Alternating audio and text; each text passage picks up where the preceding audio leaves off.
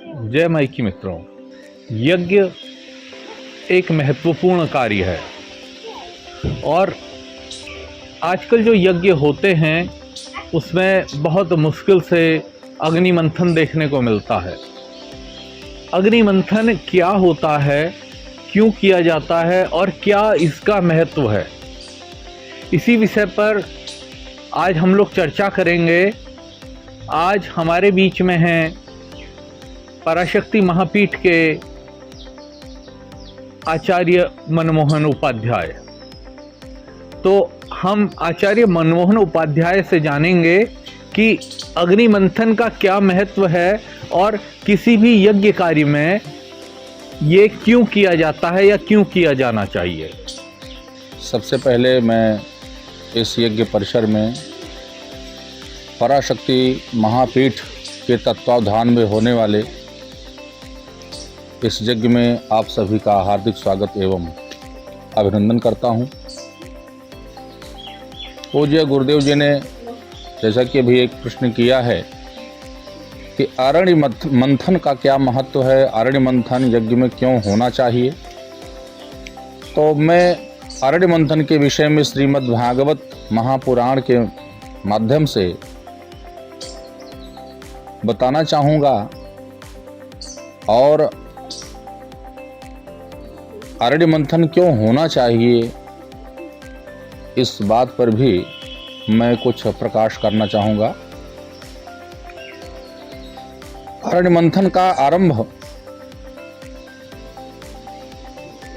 अभिशप्त उर्वशी धरती पर आई, स्मृतलोक में आई और चंद्रवंशी राजा पुरूरवा के साथ में उसका परिणय हुआ।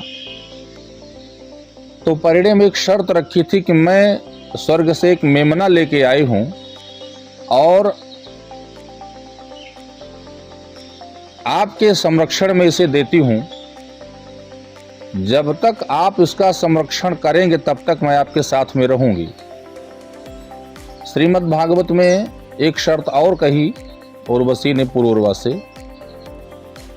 कि मैं आपको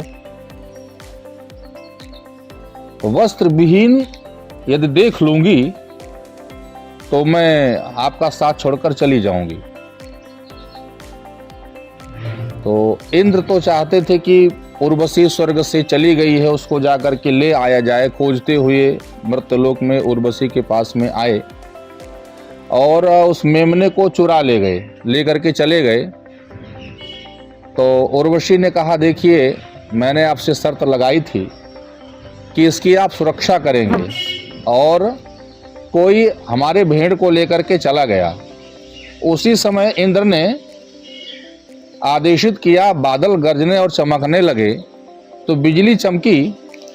तो उस समय पुरूरवा निर्वस्त्र थे, क्योंकि पहले से निर्वस्त्र थे, तो वस्त्र पहने नहीं थे रात्रि के समय में, तो उनको निर्वस्त्र दोबारा देख लिया उर्वशी ने। तो उनकी दोनों शर्तें खंडित हो गईं, दोनों संकल्प टूट गए। इसके बाद उर्वशी अंतर्ध्यान हो गई, अर्थात स्वर्ग को चली गई। स्वर्ग में जाने के बाद महाराज पुरूरवा बहुत दिनों तक उर्वशी के लिए खोजते खोजते दर दर भटकते रहे और उस समय उन्होंने देखा कि एक कांसे की थाली है, वो बहुत चमक रही है। उसमें कांसे की थाली में चमक थी, तो उसको उठा करके अपने हृदय से लगाया। उन्हें जैसे लगा कि मुझे उर्वशी मिल गई। उसी को हृदय में लगा करके बहुत दिनों तक वो पागल हुए घूमते रहे। बाद में उसी थाली के सानिध्य में एक समी का वृक्ष उगा और उसी वृक्ष से ये अरण्य मंथन नाम का एक यंत्र तैयार किया गया। पहले यज्ञों में मनुष्यों के द्वारा भिन्न भिन्न तरीकों से अग्नि का आवाहन स्थापन होता था। बिना अग्नि के यज्ञ संभव नहीं हो सकता है। तो इसमें हमारे पूर्वाचार्यों ने जो विधान रचा, इसको अधर अरण्य बोलते हैं, अर्थात निचला हिस्सा, और इसको उत्तर अरण्य बोलते हैं, अर्थात ऊपर का हिस्सा। तो इसमें एक लकड़ी होती है पीपल की, ये जो नीचे इसका निचला हिस्सा है जहाँ का ये घर्षण होता है, एक जैसे दही की मथानी मथी जाती है, ऊपर से कोई पकड़ते हैं, उसको मथा जाता है, तो इस प्रकार से इस पर हाथ चलाते हैं तो ये घूमता है। और यहाँ से दोनों के समी और पीपल के घर्षण से यहाँ से आग निकलती है। जैसा कि सर्वविदित है, अभी भी जंगलों में या हमारे जो पुरखे हुआ करते थे बताते हैं कि वो पत्थरों के घर्षण से अग्नि प्रकट कर लेते थे लकड़ी के, तो तरीका वही है, किंतु यह तरीका परिमार्जित और संस्कारित, क्योंकि वेद मंत्रों के साथ में और उर्वशी पुरूरवा का नाम लेकर के उनके नाम से दोनों का अधर अरण्य उत्तर अरण्य का पूजन होता है। पूजन करने का अधिकार उसको है जो सपत्नीक हो, बिना पत्नी के इनकी पूजा नहीं हो सकती है, या बिना पति के पत्नी अकेले इनकी पूजा नहीं कर सकती है। उसी प्रकार से यज्ञ कुंड पर भी पति पत्नी को अकेले नहीं बैठना चाहिए, दोनों को सपत्नीक हो, पति बैठे, पत्नी भी पति के साथ में बैठे। तो जैसे अग्नि पति पत्नी यज्ञ में बुलाए जाते हैं, पत्नी का नाम स्वाहा है, अग्नि है, उसी प्रकार से यजमान भी पति पत्नी बैठे।